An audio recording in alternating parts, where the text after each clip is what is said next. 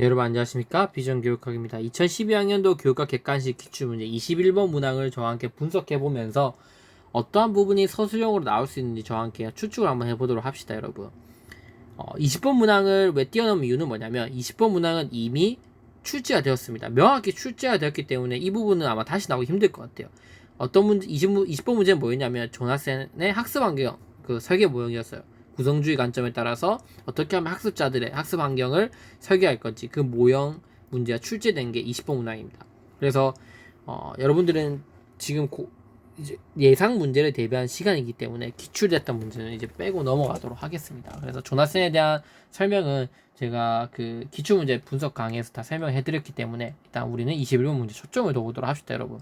21번 문제 보시면 에디 모형, 어시오 모형, 디케리 모형이 나오고 있죠. 그래서 여러분들 진짜 교육과 객관식 문제 보는 게 정말 중요합니다. 20번 문제 출제된다는 것처럼 이렇게 21번 문제를 통해서는 우리가 뭘 준비해야 되냐고 느낄 수 있냐면 ADDI 모형, 그 다음에 어슈어 모형, 디케리 모형, 이 세 개의 공통점이 뭡니까, 여러분? 체제적이란 거죠. 체제적 교수 설계죠. 체제적. 체제적이라고 하는 게 지금 앞에서부터 계속 강조돼서 나오고 있어요. 19번 문항도 체제적 관점에서 커뮤니케이션을 설명하는 모형이 본로 SMC 모형이었어요. 그리고 체제적 관점에서 교수 설계를 이룩하고자 하는 모형들이 바로 에디 모형, 어시어 모형, 디케리 모형이에요. 그 중에서도 어시어 모형은 교수 매체와 관련된 교수 설계 모형이라고 볼 수 있는 거죠. 그래서 시험 문제에서 이제 이 체제라고 하는 단어를 키워드로 해서 충분히 출제가 될 수 있겠구나. 체제와 관련돼서 출제가 되면 볼로 SMC 모형이라든지 ADDI 모형, 혹은 어시어 모형, 디케리 모형이 나올 수 있겠구나라고 하는 것들을 여러분들이 대비를 해놓으셔야 된다는 거예요.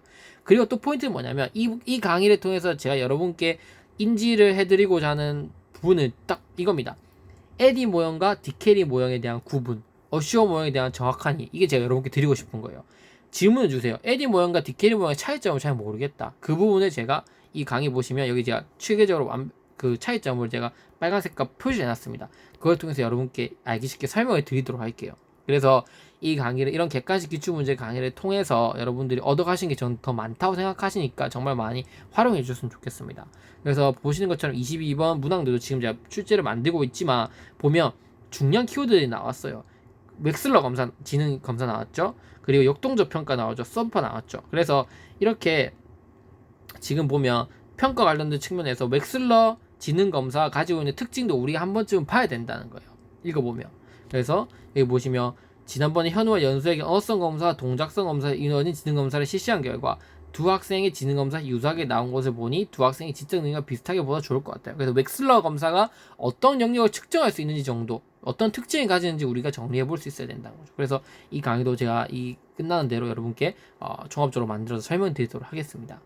그래서 일단 21번에 초점을 두시면 핵심 포인트는 딱 이거예요. 체제에 대한 정의와 체제적 접근의 장점에 대해서 일단 서술할 수 있어야 되는 게 첫 번째 핵심 포인트입니다. 자, 첫 번째, 여러분들 이 강의 이걸 들으신 다음에 체제가 뭐냐 물어보면 정의를 내리실 수 있는 것과 체제적으로 접근했을 때 교수 설계가 가지고 있는 장점 한 3가지 이상 준비하실 수 있어야 되고, 그 다음에 실즈와 리치가 제시한 이 에디 모형의 5가지 단계에 대해서 여러분께 설명하실 수 있어야 돼요. 분석, 설계, 개발, 실행, 평가. 이게 교수 설계 체제적 접근이거든요. 그래서 이 5가지 단계에 대해서 설명하실 수 있어야 된다. 디케리는 이 실즈와 리치가 제시한 에디 모형을 좀 더 체계화시켰어요. 그래서 5가지 단계로 굳이 큰 구분하지 않고 큰 상위 관점에서 구분 짓지 않고 바로 짧은 단계로 10가지 단계로 우리가 분석을 하죠. 그래서 이 10가지 단계 반드시 암기하셔야 됩니다. 요구 분석, 그 다음 교수 분석, 학습자 분석, 이 2개가 동시에 일어나고 수행 목표가 진술되고, 평가 도구를 설계하고 교수 전략을 수립하고 교수 자료를 개발한 다음에 형성 평가를 하고 프로그램을 수정하고 총괄 평가를 하는 이 1년의 과정, 디케리 관점에서 체제적 교수 설계가 이루어지는 이 10가지 단계 꼭 여러분들 설명할 수 있어야 됩니다. 마지막 어슈어 모형. 어슈어 모형의 6가지 단계도 설명할 수 있어야겠죠. 학습자 분석, 목표 진술, 매체 자료 선정, 매체 활용, 학습자 참여, 유도 및 평가. 이 6가지 단계에 대해서도 저와 함께 이번 시간을 통해서 한번 공부를 해보도록 하겠습니다. 그래서 일단 첫 번째는 그래도 에디 모형과 디케리 모형에 대해서 여러분들이 비교 대조를 하실 수 있는 그런 시각을 키워야 되는 게 중요하죠. 왜냐면 지금 문제에서도 따로따로 딱 구분해서 물어보고 있는 거잖아요. 그래서 공통점이 있지만 차이점이 있기 때문에 우리가 그 부분을 반드시 숙지해야 된다. 이렇게 설명을 드리고 싶습니다. 그래서 먼저 일단 체제에 대해서 먼저 살펴보도록 할게요. 체제의 정의는 뭐냐면, 체제는 앞에서 말씀드렸던 것처럼 조직화된 전체를 얘기합니다. 따라서 어떠한 필요나 성취에 의해 상호작용하는 요소들의 집합체를 의미하는 거예요. 그래서 교수 설계와 관련된 체제라고 하면, 아이들이 미성숙한 아이들이 바람직한 상태로 나아가기 위해서 관련되어 있는 요소들은 뭐가 있냐?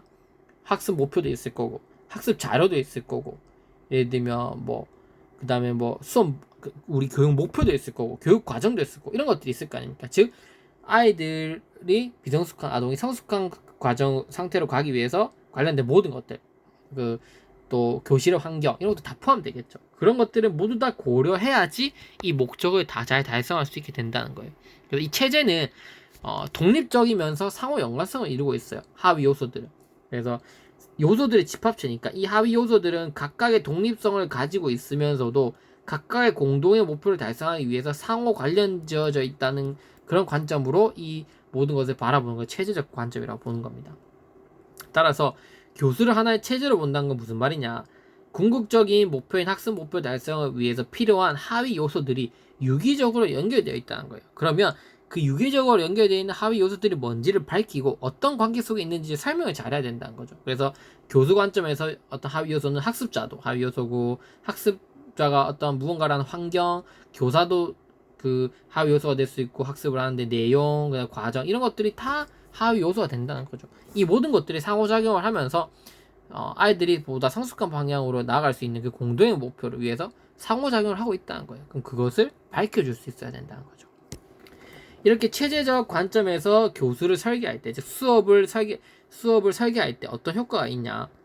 그냥 단순히 가르치고 뭘 배워야 되고 무슨 내용을 할지 수업에 대한 설계만 하는 게 아니라, 교수 설계는 전반적인 죄송합니다.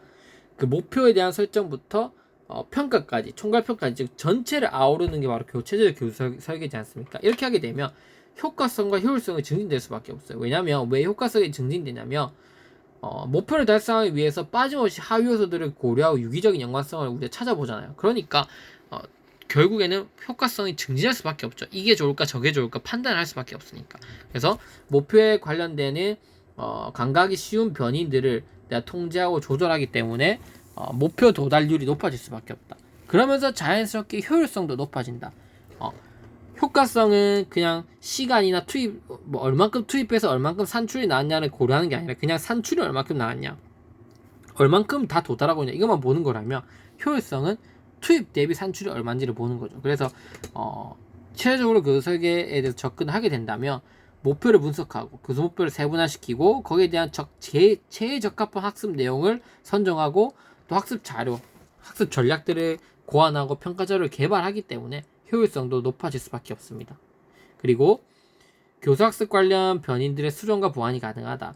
교수 설계는 경험적으로 검증될 수 있는 과정이며 평가를 통해 피드백을 제공받기 때문에 교수학습 관련 변인들이 효과적으로 작용할 수 있도록 수정 보완할 수 있는 기회를 제공한다는 점에서도 어떤 장점을 가지고 있습니다. 그리고 마지막에 어떤 학습자들의 욕구를 한다는 점에서 매력성이 증진될 수 있고, 교수 목적 방법이 평가의 일관성이 유지된다는 점에서 뭔가 체계적으로 이 학습이 이루어질 수 있다, 이렇게 볼 수 있는 거죠. 그래서 체제적 교수 설계의 효과라고 했을 때 여러분들이 기억하셔야 될 키워드들은 효과성, 효율성, 매력성, 일관성, 변인들의 수정 보완성, 이렇게 우리가 5가지로 정리를 해볼 수 있습니다.